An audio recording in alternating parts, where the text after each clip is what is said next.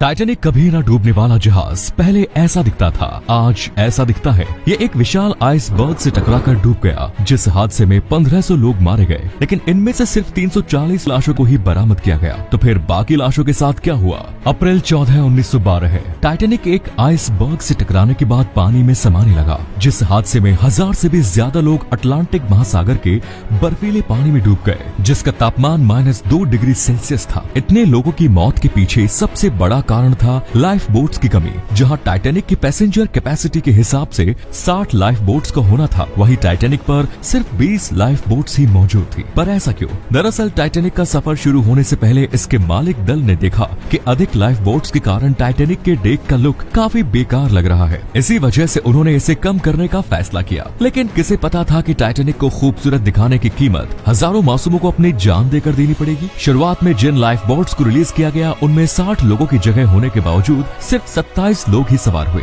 जिनमें अगर पूरे लोग सवार होते तो शायद और भी कई जानें बचाई जा सकती थी। इसके अलावा बर्फीले पानी में डूब रहे उन यात्रियों को भी बचाना मुमकिन हो पाता अगर टाइटैनिक के पास से गुजर रहे जहाजों ने टाइटैनिक से भेजे गए इमरजेंसी सिग्नल को देखा होता। लेकिन दुर्भाग्य से किसी ने भी इसे नहीं देखा, क्योंकि वैज्ञानिकों के मुताबिक उन सिग्नल्स को ना देख पाने का कारण था लाइट रिफ्लेक्शन। उन्होंने ये भी बताया कि यही घटना उस वक्त भी हुई जब टाइटैनिक आइसबर्ग से टकराया, जिस वजह से टाइटैनिक के चालक उस विशाल आइसबर्ग को नहीं देख पाए। रिसर्च के मुताबिक उस आइसबर्ग को ना देख पाने का एक और मुख्य कारण था टाइटैनिक के चालकों के पास दूरबीन नहीं थी। दरअसल जिस कबर्ड में सारे दूरबीन रखे थे, उसकी चाबी on duty second officer David Blair के पास थी, जिन्हें आखिरी वक्त पर हटा दिया गया और उनके बदले दूसरे ऑफिसर को ड्यूटी दे दी गई, जिन्हें ऑफिसर ब्लेयर वो चाबियां देना भूल गए। अगर कबर्ड की चाबी उस ऑफिसर के पास होती तो बहुत दूर से ही आइसबर्ग को देखा जा सकता था और टाइटैनिक का रास्ता मोड़ने के लिए काफी समय भी मिलता। इस हादसे में हजारों लोग मारे गए, जिनकी लाशें भी बरामद नहीं की गई। लेकिन उन लाशों का क्या हुआ जो उस रात टाइटैनिक के साथ ही समंदर की गहराई में समा गए? रिसर्च के मुताबिक टाइटैनिक के डूबने के 1 घंटे बाद ही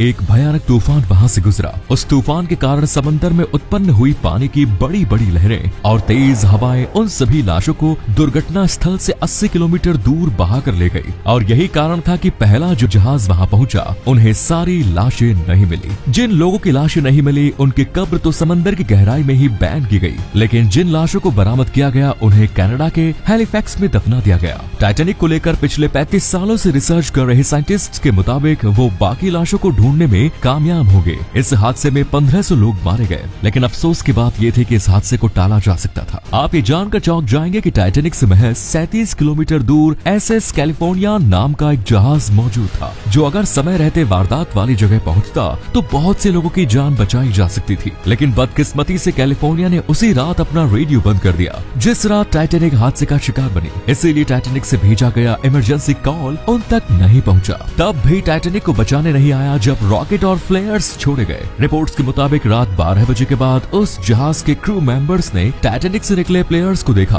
और ये बात अपने कैप्टन स्टैनली लॉर्ड को बताई। लेकिन लॉर्ड ने कहकर डाल दिया कि ये कोई इमरजेंसी सिग्नल नहीं, बल्कि टाइटैनिक पे मौजूद अमीर लोग पार्टी कर रहे हैं। सुबह जब उन्होंने अपना रेडियो ऑन किया, तब उन्हें टाइटैनिक से भेजे गए सिग्नल मिले और जब वो वारदात वाली जगह पहुंचे, तब तक बहुत देर हो चुकी थी। उन्हें बस पानी में तैरती हुई लाशें ही मिली। कैलिफोर्निया के कप्तान लॉर्ड पर 2 इंक्वायरी हुई, जिनमें लॉर्ड को ही दोषी माना गया। लेकिन इतने बड़े जहाज के डूबने के पीछे क्या सिर्फ एक इंसान का ही हाथ था? अगली सबसे बड़ी गलती थी स्टीयर्समैन रॉबर्ट हिचेंस की। उस रात जब ये सूचना मिली कि सामने आइसबर्ग है, जहाज को बाईं तरफ मुड़े, तब घबराहट और जल्दबाजी में हिचेंस ने इस मैसेज को उल्टा समझ लिया और जहाज को दाईं तरफ मोड़ दिया, जिससे जहाज और भी तेजी से आइसबर्ग की ओर मुड़ता चला गया। जब तक उन्हें अपनी गलती समझ आती, तब तक बहुत देर हो चुकी थी। ब्रिटिश इंक्वायरी की रिपोर्ट के मुताबिक टाइटैनिक को काफी सारी आइसबर्ग की वार्निंग मिली, बावजूद इसके टाइटैनिक की स्पीड को कम नहीं किया गया। टाइटैनिक 40 किलोमीटर प्रति घंटे की रफ्तार से यात्रा कर रहा था। लेकिन ऐसा क्यों?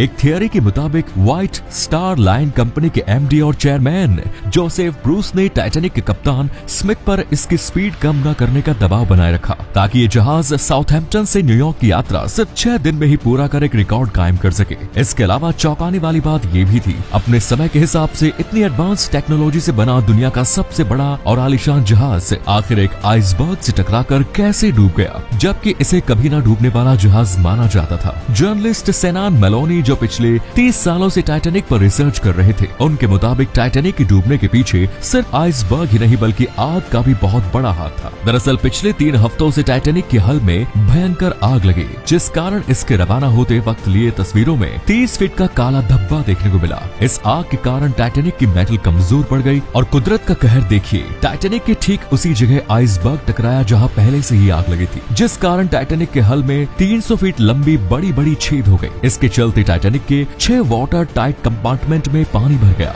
और देखते ही देखते 3 घंटे से भी कम समय में कभी न डूबने वाला जहाज समंदर की गहराई में समा गया। हैरानी की बात यह थी कि टाइटैनिक के मालिक दल को इस आग की जानकारी पहले से ही थी और वो ये भी जानते थे कि शायद ये टाइटैनिक की पहली और आखिरी यात्रा हो सकती है। लेकिन टाइटैनिक के सारे टिकट एडवांस में बिक चुके थे और मीडिया में हर तरफ इसके चर्चे थे। ऐसे में अगर टाइटैनिक में आग लगने की खबर दुनिया को पता चलती तो इसकी यात्रा को रद्द करना पड़ता, जिससे उन्हें काफी बड़ा नुकसान होता और उनकी बदनामी होती। इसीलिए चंद पैसों के लालच में हजारों लोगों की जान जोखिम में डाल दी। आप ये बात जानकर चौंक जाएंगे कि जिस आइसबर्ग से टाइटैनिक टकराया वो 1 लाख साल से भी ज्यादा समय से समंदर में तैर रहा था। मानो ये इतने सालों से टाइटैनिक का इंतजार कर रहा हो। इसकी लंबाई 100 फीट और इसका वजन 1.5 मिलियन टन था। अटलांटिक महासागर की गहराई में डूबे इस जहाज के मलबे को ढूंढने में 70 सालों का वक्त लग गया। सितंबर 1985 में रॉबर्ट बलार्ड और ओशिनोग्राफर लुइस मिचेल ने समंदर के 3800 मीटर की गहराई में इसके मलबे को ढूंढ निकाला। टाइटैनिक के दोनों टुकड़े एक दूसरे से 600 मीटर की दूरी पर मौजूद थे। 110 सालों से समंदर की गहराई में मौजूद इस जहाज को